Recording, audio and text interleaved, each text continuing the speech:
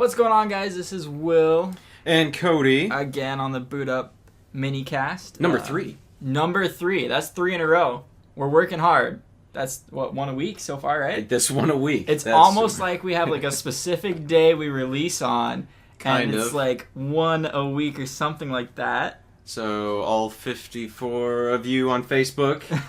Just watch out for us on Thursdays, right? There Is you that go. the day I put it up on? Something like that. Last week it was Thursday. Thursday. Thursday it is. Sweet. All right, so what are we talking about this week, Will? We're talking about the big ones, all right? I mean, because there's nothing else to talk about right now, gaming news-wise, but... We're in that lull between Grand Theft Auto 5 and the new console release. Grand Theft Auto 5 and the rest of the world. So we're going to talk a little bit about Battlefield 4 versus Call of Duty Ghosts. Exactly. All right. So let's start out by talking about the way kind of Battlefield 4 treats their community versus the Call of Duty community. To me, Call of Duty kind of relies on their name and the community that follows the name, not necessarily the games they make. You know, and Battlefield, to me, DICE, I feel like they rely on making a core good game with good programming, and they just hope their fans stick along for the ride. Yeah, and the thing about Call of Duty, what I've noticed is that they really are, while they're very cinematically like gorgeous games and the gameplay is very good, they're starting to get into kind of a repetitive cycle, releasing one a year. I know there's 2 development teams kind of trading off and cycling on each game release, but there is the feel that it's kind of getting stagnant, like they're running out of ideas. I know that the new one is Call of Duty Ghosts, and they're introducing a few new elements. I'm not seeing too much more. Dogs, and Grand Theft Auto already did that. There's a dog. I don't know in what capacity, but apparently you can tell him to do things.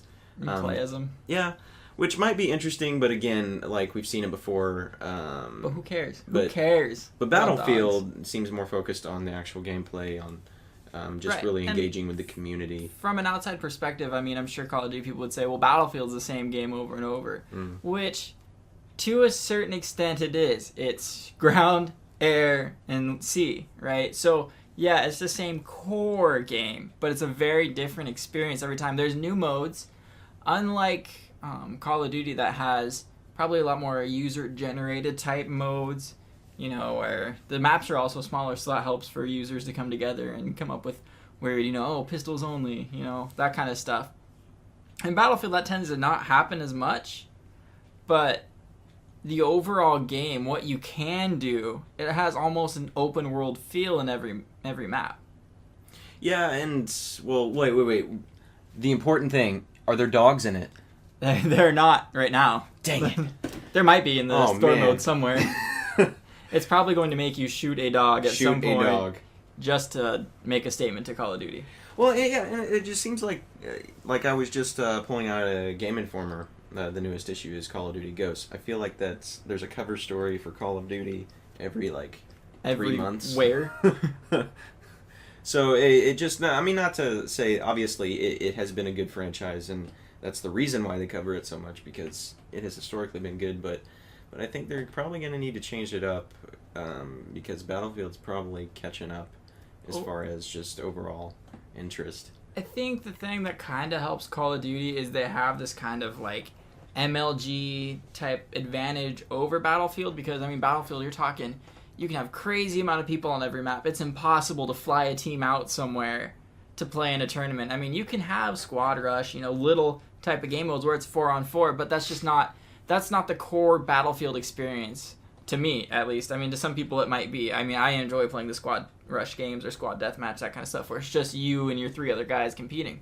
Whereas Call of Duty, it seems like, it's the same experience for the most part every time. If you were good at the last one, you're going to be good at the next one right after that. It doesn't matter, depending on, the eras of where the game takes place, Black Ops to Modern Warfare. They're obviously way different, but if you're good at one, you're going to be good at the other one. And that really helps competitive teams to keep going, which makes it the top ranking titles in MLG, besides, of course, StarCraft. Right. And those kinds of games. Star what? StarCraft, something like that. It's some game where you click your mouse and press the keyboard buttons a lot. Yeah, that sounds weird.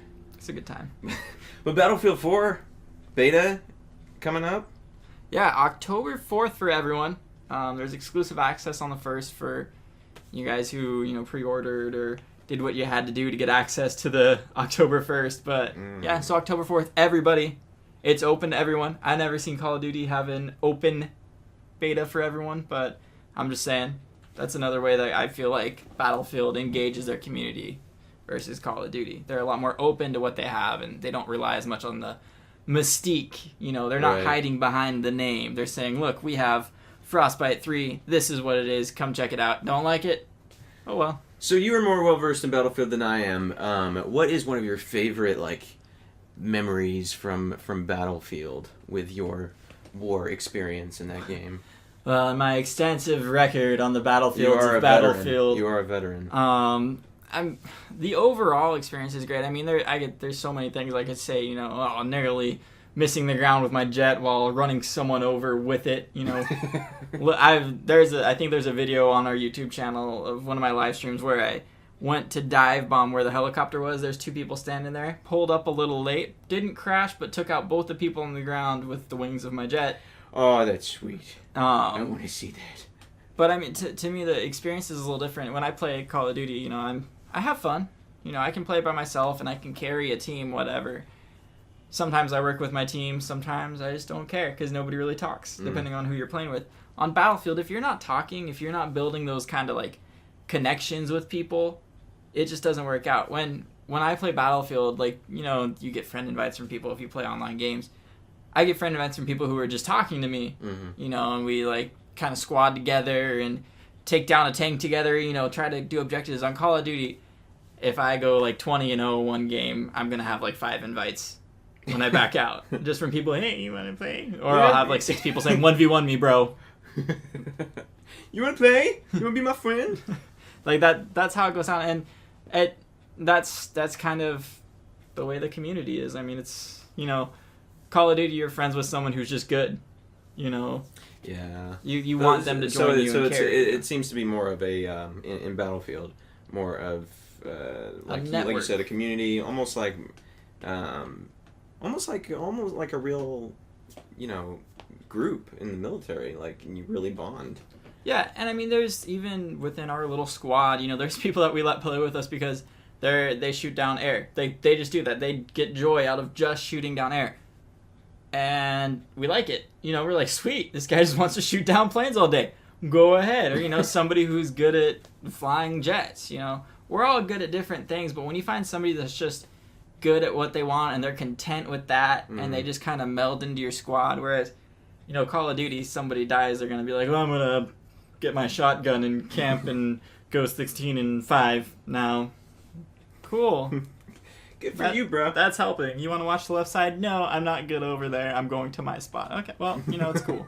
I'll just go... Teamwork, guys! Jump off the side of the map. There's no I in team. There's a me, though. There's a me. That's a Call of Duty, probably a quote somebody wrote. Call of Duty, yeah. Next thing I'm working on, I'm training for a Batman fan film. It's going to take place 1 year after The Dark Knight Rises. Yeah, and that's all I'll tell right now. I get to wear a bat suit, though. I mean, is that not awesome? Let's hear a Batman impression. Ready? Go. Hey guys, how are you doing? That's not my real Batman impression. I'm not sure what that's one of the things I'm going to be doing over the next few weeks is kind of locking down a voice, because obviously we all know that the Christian Bale voice. What's the voice? What's the Sounds like a choking dog to me. I don't. But I'm actually not going to be playing, the character of Bruce Wayne. So it's going to be a different voice. Obviously, it's going to be different from my natural speaking voice, but it's kind of finding that, but balance. Still that balance, but having it be different, and not forced or anything. Not to say Christian Bale forced it. Don't kill me, Christian, if you're listening. But so yeah. that's what's coming. Got some other things in the works that I'll reveal. So we got Batman. We got Battlefield 4 beta coming up, so everybody's going to be playing that if you have time between that and GTA Online. Mm-hmm, mm-hmm. Call of Duty Ghosts comes out whenever. I don't Who cares?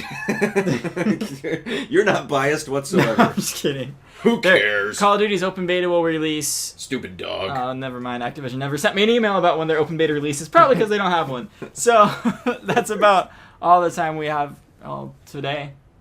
Yes. At least. We'll be talking very soon about the new consoles. Yeah, maybe next minicast when we talk about touch on that. consoles coming up, see how they stack up against the Wii U, the current next gen. I don't know, console man. My money's on the Wii U. I mean, it comes with its own screen, so I don't even understand what these guys are doing. Wii U. Miyamoto for life. That said, let us know what you guys have any questions, what you want to see, any next gen titles you want to hear about.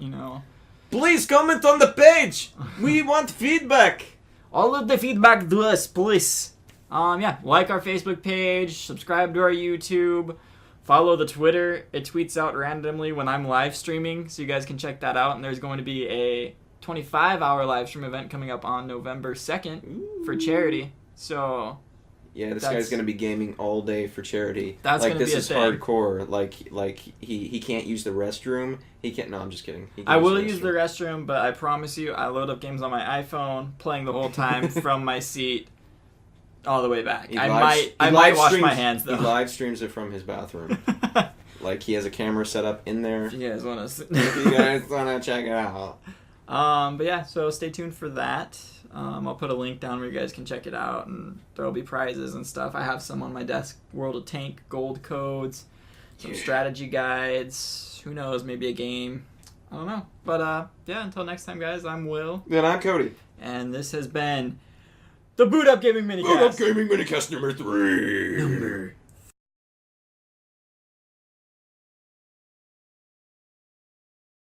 Say bye, Julia. Bye.